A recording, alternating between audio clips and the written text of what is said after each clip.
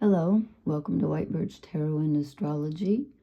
This reading is for Taurus, Sun, Moon, Rising. Pardon my voice. I can't help it. We have lots of smoke here today and other things. So this reading is kind of for the month of August, but actually I started this several days ago and then it's just been chaos and I had to stop. But it's also for Sun and Leo, kind of, so, like maybe the next 3 weeks. And you might check your Mars and Venus placement if you know that as well. If you have those in Taurus, this might apply. And your ruler, Venus, recently, just a couple days ago, I think on the 30th of July, moved into the sign of Cancer. So I think she's about 3 degrees in by now. And Venus likes to be in Cancer because Venus, of course, is feminine energy. And so is Cancer, ruled by the moon. So it's good for, your Venus, your ruler is all about relationships and beauty and harmony and balance. And Taurus is a fixed sign, so they don't like change. And this is a very interesting reading that you got. It's very, it feels very important.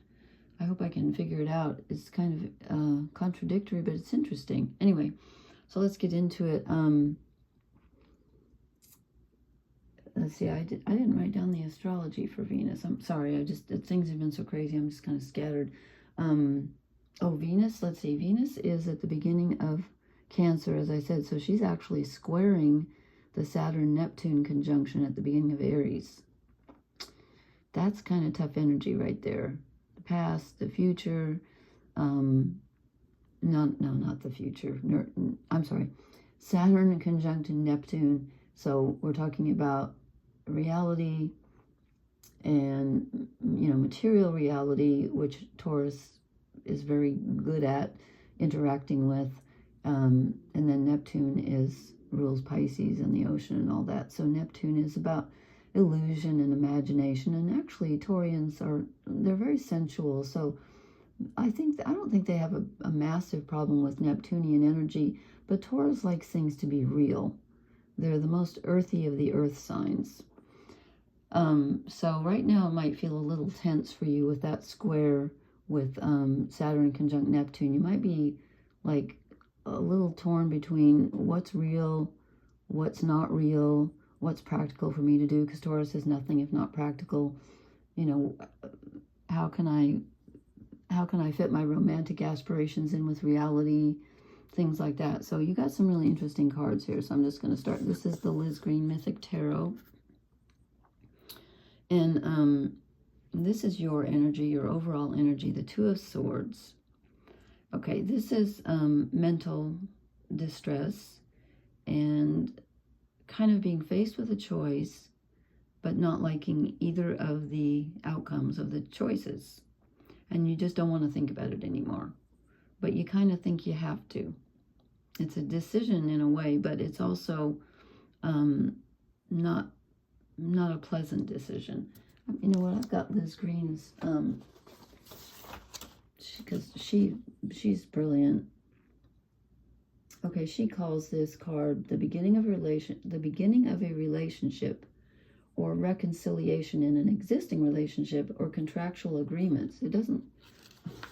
I'm reading Cups. I'm sorry.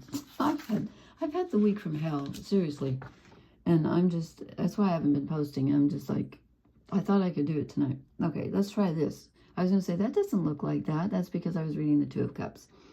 She says this is the state of paralysis. You need to face what's before you. Yes. Desire to preserve the status quo, which will be disturbed anyway. Exactly. Because, as I said, neither of the choices is really good. So that's why you don't want to make it. Okay. Then I said, what do you need to leave behind? Or what energy are you coming out of? And we get the Eight of Cups. So there's something that either needs to be left behind or has recently left behind.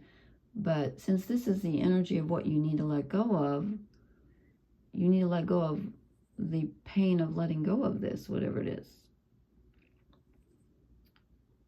And interestingly, look what's in front of you. So we have the 8 of Cups, and then we have the 9 of Cups, which is emotional happiness, celebrating with others, and, you know, being emotionally fulfilled. So we're going from emotional, I'm going to call it desolation. You know, this is just so sad. I have to walk away. It's a difficult decision. I don't want to, but I have to. These are so opposite each other. And so you've been in this, it's almost like maybe that's your decision. You could wallow in what you've had to leave behind. I'm sorry, I'm getting distracted. There's something, I believe there's a cricket in the house. Anyway, there's something that you know you have to leave behind, or something you've just had to leave behind, and you're having trouble letting go of it. And again, I said Taurus is a fixed sign. They don't like change. They're kind of like the Rock of Gibraltar. You know, it's like, I'm here, I'm staying here. But you have a choice here. You can share with others and let some of that grief go. It's sort of your decision. It's kind of like, do you want to be happy, or do you want to be stuck in this sad, I had to leave this, or this left me energy? This is usually you walking away from something, but it's kind of like you're forced to, because it's just not going to work. Because look what this is all, I said, what's this all based on? And we get the Death card. So something ended. I don't know if this was a literal death. I don't know if you had lost a relationship, or there's something that you had to give up, clearly, and let go of. And maybe you're having a difficult time, or it's causing a decision. You need to make a decision now. You know, maybe it hasn't ended yet, but you know it needs to end. And maybe it's up to you to end it. And you'll feel better when you do, but maybe not. It's going to hurt either way. But, you know, death is also transformation and rebirth, because look what you get for your blessing. Here's the rebirth. It's right here, the world. One cycle has definitely ended. This is the last of the major arcana, number 21. All 4 of the elements here, air, fire, water, and earth. The cycle is complete. Something has literally ended. But that means that you get to start over. I know that's not easy, but it's auspicious, because it doesn't have to be all gloom and doom. And I'm not trying to tell you not to grieve for whatever you've lost. I'm not saying that. But and then I drew 3 relationship cards. And first I got the Knight of Cups. I think this is someone else coming in with an offer for you. It could be romantic, or it could just be someone coming in to help you. But there's support here for you. There's emotional support, and someone's offering something. And then, can you hear that cricket? It's so loud. I don't know if it's outside on my porch or if it's in the house. I hope it's not in the house, because I don't want it to die. I mean, I'm not going to kill it. And then I get the Magician, which is interesting, because he's got the 4 elements also, just as we had in the world here. And you know, in the Rider-Waite deck, it's interesting, because I mentioned the fixed sign. In the Rider-Waite deck, the symbols, or the creatures for the 4 fixed signs are surrounding the world. Why? I don't know. I've never looked that up. But anyway, so this is the ability to manifest something. Someone comes in, and it gives you the power, the emotional support that you need, that you can, it's time for you to start something new. You get to choose. And I know that you feel like neither of your choices is a good one, but this is very powerful in relationships. Someone gives you something that helps you manifest whatever it is that you want to manifest, and this is the relationship energy. You can start a new relationship, perhaps. I don't know. There's a beginning of something, because the next card I drew is the Ace of Swords.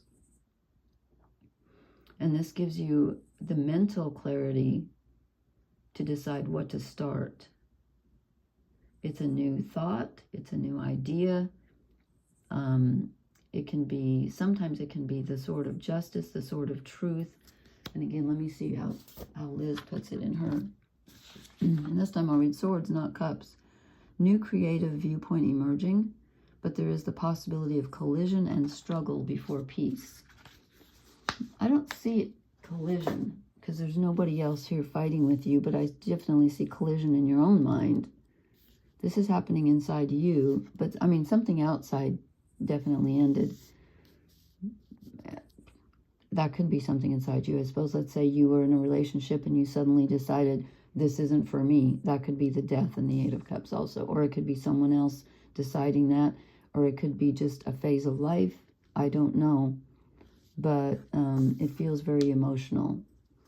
But again, someone offers to help you. And then you're able to manifest something. I'm going to draw you an oracle. I haven't been drawing oracle cards. Sorry, I rearranged my room here, and I'm kind of out of whack. I'm not used to doing this. I haven't been doing this for people, but this is a very, very big reading for Taurus.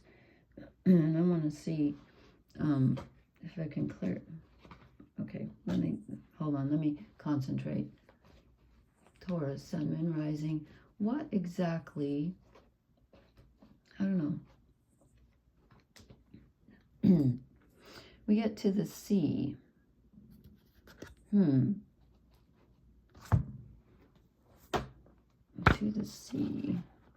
I know these cards, but I just want to see. Sometimes they have a word that yeah, okay. Being in flow, recognizing how pieces fit together, a natural pattern of events. Well, death and the world are out of your control, and they are a natural pattern of events. I can't even talk tonight. The relationship messages, there are points in a relationship when you have to decide to go with the flow rather than dictate the course you share with another.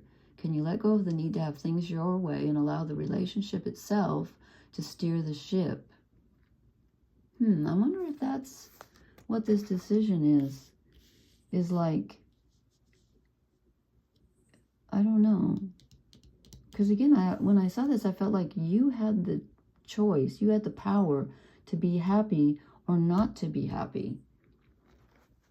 Can you both transcend your personalities? Can you both transcend your personalities and allow the partnership to form its own identity, its own energy? Well, that kind of depends on the other person, does it not? And the protection message, when external conditions appear to block every attempt to move forward, there is no hidden message for you to decipher. Like the ocean, the tides of experience ebb and flow. You are in a natural cycle, so know that things will flow again in due course. There is no cause for alarm. Stop resisting and fighting against the situation and learn to flow even when the tide is going out. Okay, I think your tide is going out right now. But when the tide goes out, it comes back in. And it looks to me like when it comes back in, it's going to be even better than it was when it went out. So again, you're squaring Saturn and Neptune right now. That can be very tough energy. You can feel like your dreams are hitting brick walls, and you can feel like reality is dissolving, which Taurus does not like. So interesting reading, but there's a big change. But again, it looks positive. It looks positive, and there's someone there to help you. Okay, sorry about my voice and everything. Please leave me a comment. Let me know how this resonates. And please hit the like, share, and subscribe buttons. And sorry it took me so long to get around to this, but life happens, right? You know that. Okay, thank you so much. Blessings. Good night.